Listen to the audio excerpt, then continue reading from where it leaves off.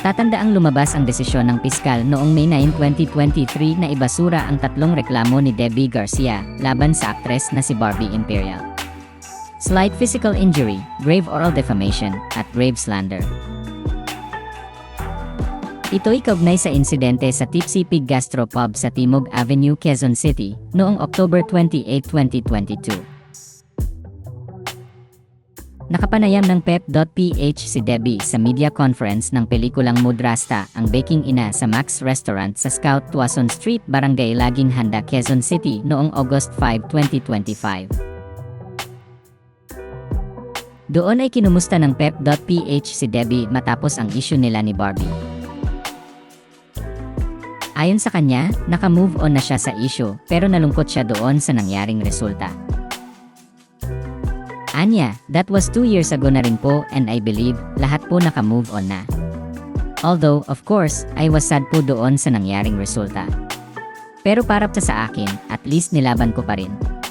Personally po, gusto ko pong i-share yung happiness ko ngayon na I'm in the right place now. At peace po ako.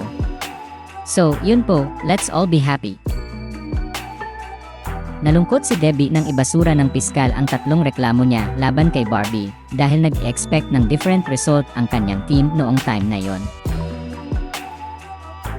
Pero ayon sa kanya, tinanggap na lang niya ang resulta para sa peace of mind at sa mental health niya.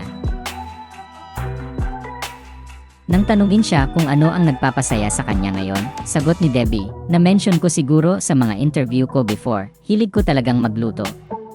So ngayon, may bago akong career na pinursu, ang pagiging chef.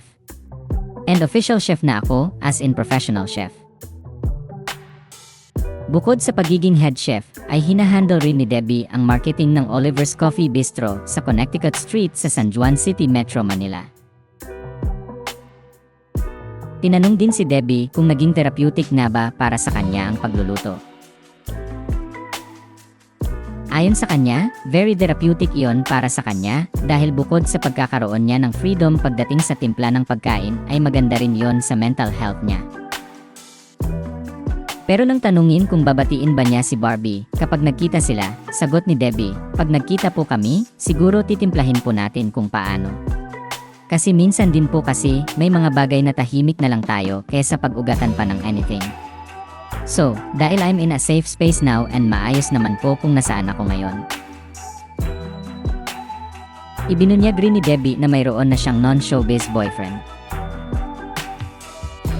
Samantala, mapapanood na sa sinehan ang pelikulang Mudrasta, ang baking ina sa August 20, 2025. Kasambahay ang papel ni Debbie sa naturang pelikula.